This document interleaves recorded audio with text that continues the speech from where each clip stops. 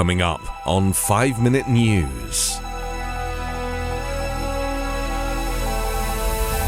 Joe Biden's State of the Union pressures Congress to finish the job.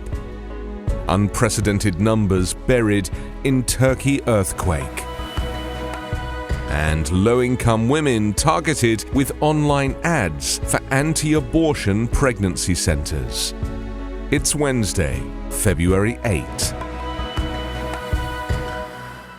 I'm Anthony Davis.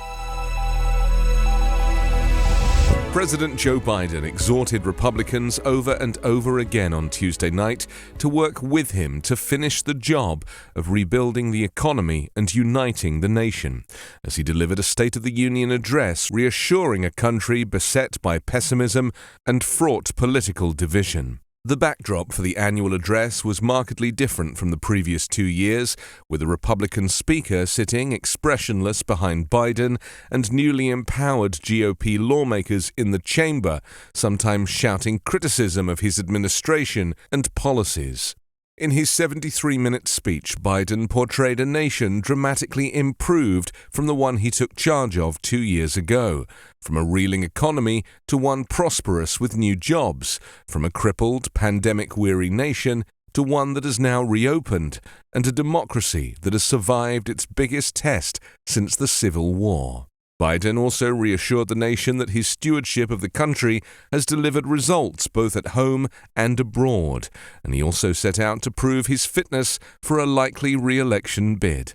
Rather than rolling out flashy policy proposals, the president set out to offer a reassuring assessment of the nation's condition, declaring that 2 years after the Capitol attack, America's democracy was unbowed and unbroken. The story of America is a story of progress and resilience, he said, highlighting record job creation during his tenure as the country has emerged from the COVID-19 pandemic. Biden also pointed to areas of bipartisan progress in his first 2 years in office, including on states' vital infrastructure and high-tech manufacturing, and he said there is no reason we can't work together in this new Congress.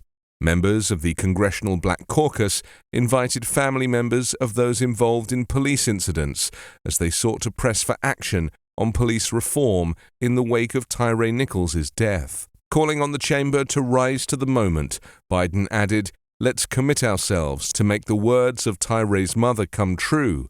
Something good must come from this." Rescuers raced against time early this morning to pull survivors from the rubble before they succumbed to cold weather 2 days after an earthquake tore through southern Turkey and war-ravaged northern Syria. The death toll climbed above 7,700 and was expected to rise significantly further. The last 2 days have brought dramatic rescues, including small children emerging from mounds of debris more than 30 hours after Monday's pre-dawn quake. But there was also widespread despair and growing anger at the slow pace of rescue efforts in some areas. In Syria, residents found a crying newborn, still connected by the umbilical cord to her mother, who was dead. The baby was the only member of her family to survive a building collapse in the small town of Jindaris. Search teams from nearly 30 countries and aid pledges poured in, but with the damage spread across several cities and towns, some isolated by Syria's ongoing conflict, voices crying for help from within mounds of rubble fell silent. Turkish President Erdogan said 13 million of the country's 85 million people were affected, and he declared a state of emergency in 10 provinces. More than 8,000 people have been pulled from the debris in Turkey, and some 380,000 have taken refuge in government shelters or hotels. But authorities faced criticism from residents of hard-hit Hatay, sandwiched between Syria and the Mediterranean Sea, who say rescue efforts have lagged. Erdogan's handling of the crisis could weigh heavily on elections planned for May, and his office has already dismissed the criticism as disinformation. Researchers at the Tech Transparency Project have found that low-income women in some US cities are more likely than their wealthier counterparts to be targeted by Google ads promoting anti-abortion crisis pregnancy centers when they search for abortion care. The research builds on previous findings detailing how Google directs users searching for abortion services to so-called crisis centers, organizations that have been known to pose as abortion clinics in an attempt to steer women away from accessing abortion care. The researchers set up test accounts in 3 cities, Atlanta, Miami, and Phoenix, for women of 3 different income groups.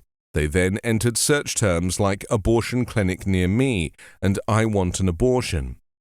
In Phoenix, 56% of the search ads shown to the test accounts, representing low to moderate income women, were for crisis centers, compared with 41% of those served to moderately high-income test accounts and 7% to high-income accounts.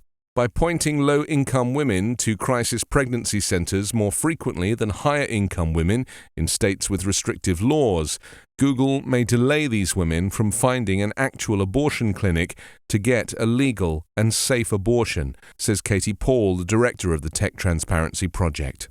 While crisis centers offer pregnant women resources such as diapers and pregnancy testing, they've also been known to employ a number of shady tactics to convince women seeking an abortion to keep their pregnancies. You can subscribe to 5-Minute News on YouTube with your preferred podcast app. Ask your smart speaker or enable 5-Minute News as your Amazon Alexa flash briefing skill. Subscribe, rate, and review online at 5minute.news. 5-Minute News is an Evergreen podcast covering politics, inequality, health, and climate, delivering independent, unbiased, and essential world news daily.